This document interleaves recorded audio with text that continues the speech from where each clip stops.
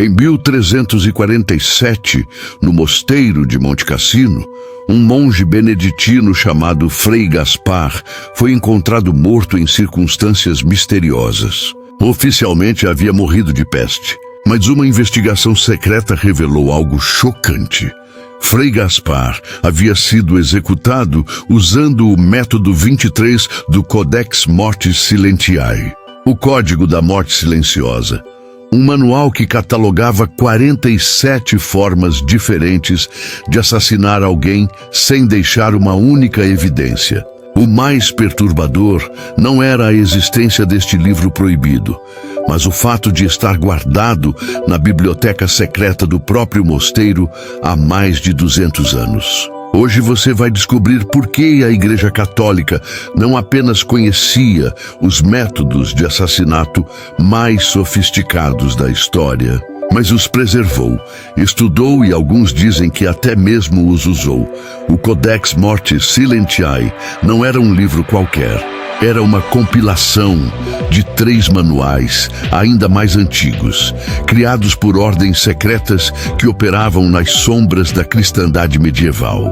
Estes textos eram tão perigosos que apenas 7 cópias existiam em todo o mundo cristão, todas guardadas em mosteiros fortificados sob a proteção de monges especialmente treinados. O primeiro manual, chamado Ars Necare Perfecta, a arte perfeita de matar, havia sido escrito no século XI por uma ordem misteriosa, conhecida apenas como os Fratres Mortis, os Irmãos da Morte.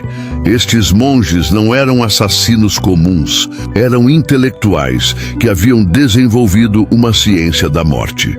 O Ars Necare Perfecta estava dividido em 7 categorias principais de eliminação. Venenos lentos, substâncias que matavam entre 30 a 60 dias depois da aplicação, simulando doenças naturais. Acidentes fabricados, métodos para criar situações onde a morte parecia acidental, mas era completamente planejada. Morte por estresse psicológico, técnicas para induzir ataques cardíacos através de medo e pressão emocional extrema. Eliminação através de terceiros, formas de fazer outras pessoas matarem o alvo sem saberem que estão sendo manipuladas. Assassinatos indetetáveis, métodos que não deixavam qualquer evidência física ou química no corpo.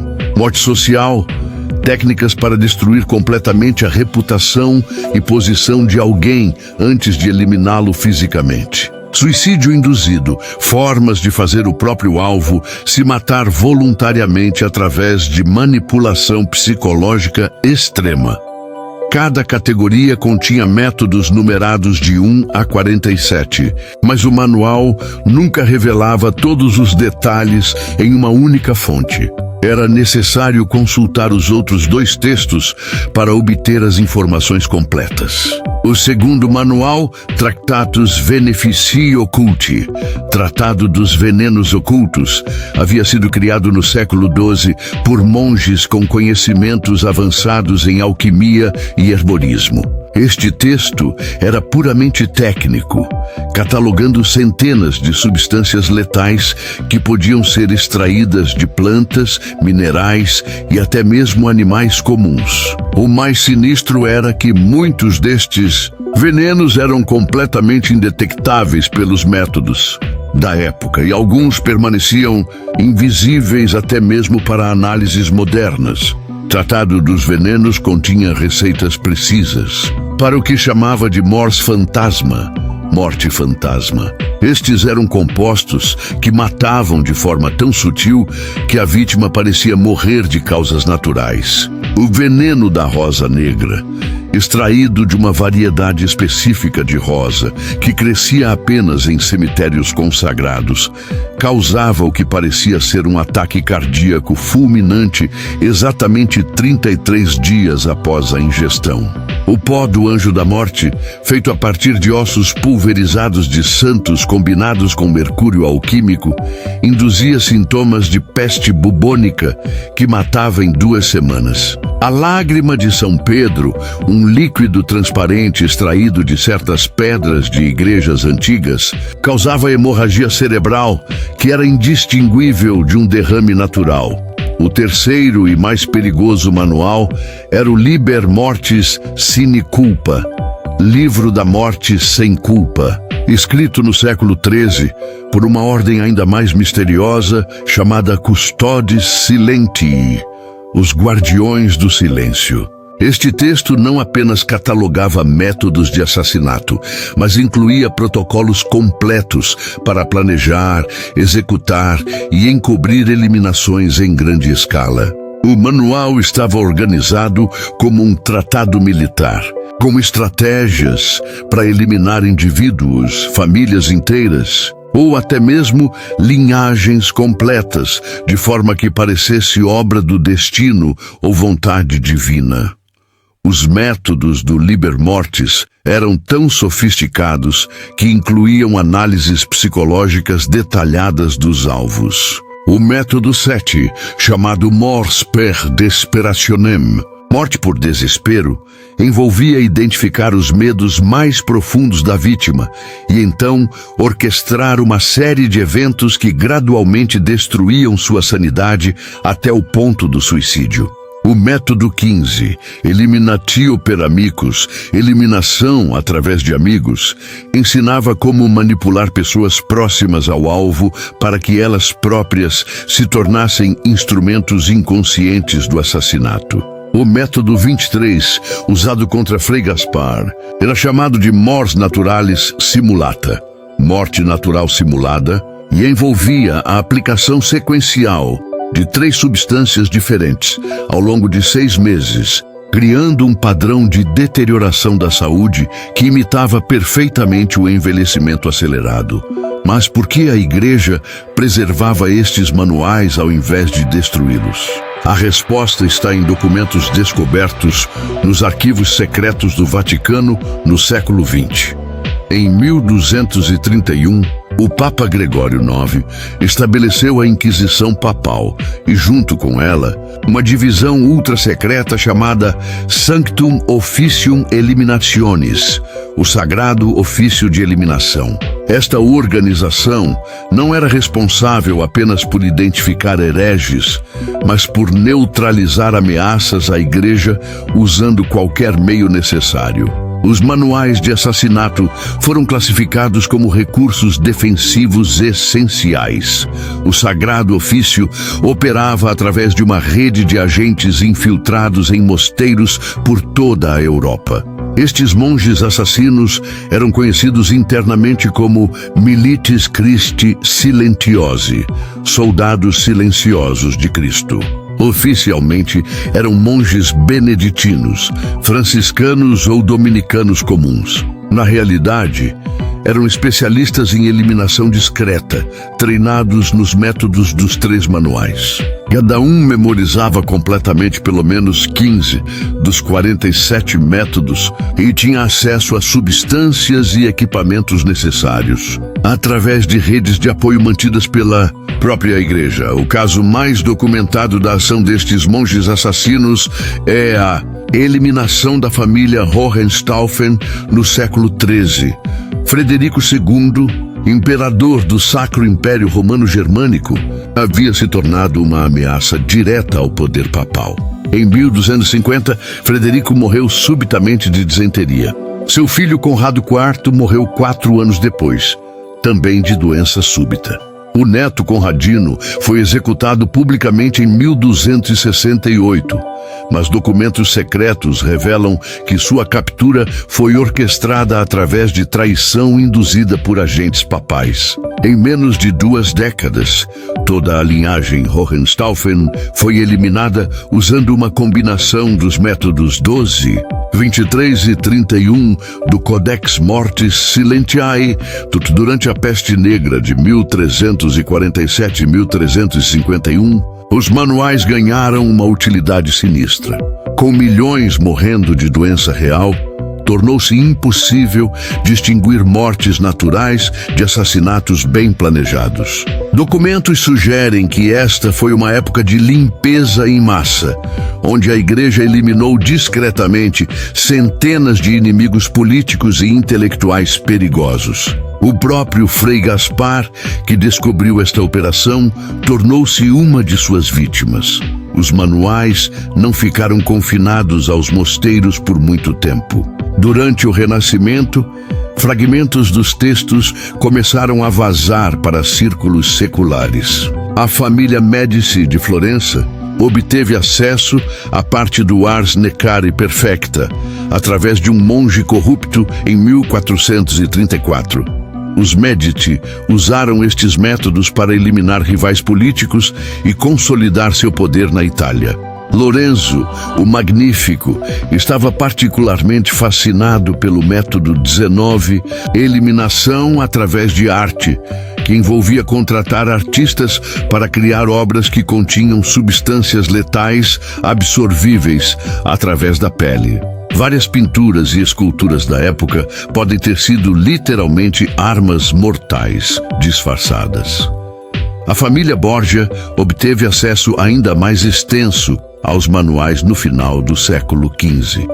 O Papa Alexandre VI, Rodrigo Borgia, usou sua posição para acessar os arquivos secretos do Vaticano e ensinou os métodos para seus filhos César e Lucrécia. Os Borgias tornaram-se legendários por seus envenenamentos, mas poucos sabem que estavam usando técnicas desenvolvidas 300 anos antes por monges medievais. A famosa cantarella, Veneno Favorito dos Borgias, era, na verdade, uma versão refinada de uma receita encontrada no Tractatus Veneficii Occulti. Quando a Inquisição Espanhola foi estabelecida em 1478, uma cópia completa dos 3 manuais foi enviada para a Espanha. Tomás de Torquemada, além de seus métodos de tortura psicológica, também tinha acesso aos códigos de assassinato. Durante seus 18 anos como Grande Inquisidor, centenas de pessoas morreram em circunstâncias misteriosas antes mesmo de chegarem ao tribunal.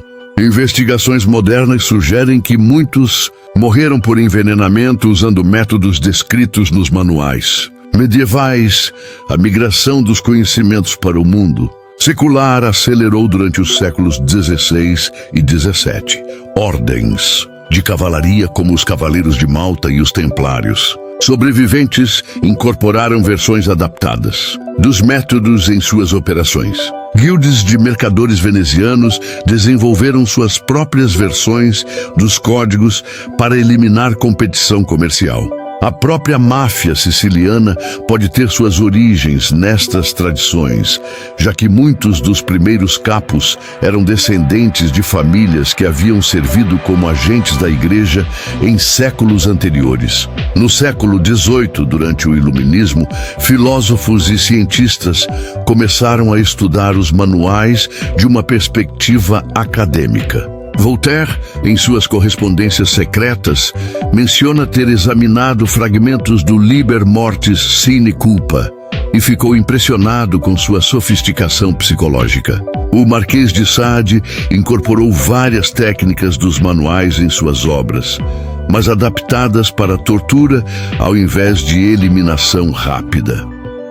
A Revolução Francesa marcou um ponto de virada. Durante o terror de 1793-1794, Maximilien Robespierre e o Comitê de Salvação Pública obtiveram acesso a cópias dos manuais através de propriedades eclesiásticas confiscadas. Muitas das eliminações atribuídas à guilhotina podem ter sido, na verdade, assassinatos discretos, realizados antes da execução pública para evitar declarações inconvenientes. A rapidez com que tantos líderes revolucionários foram eliminados sugere conhecimento e aplicação sistemática dos métodos medievais.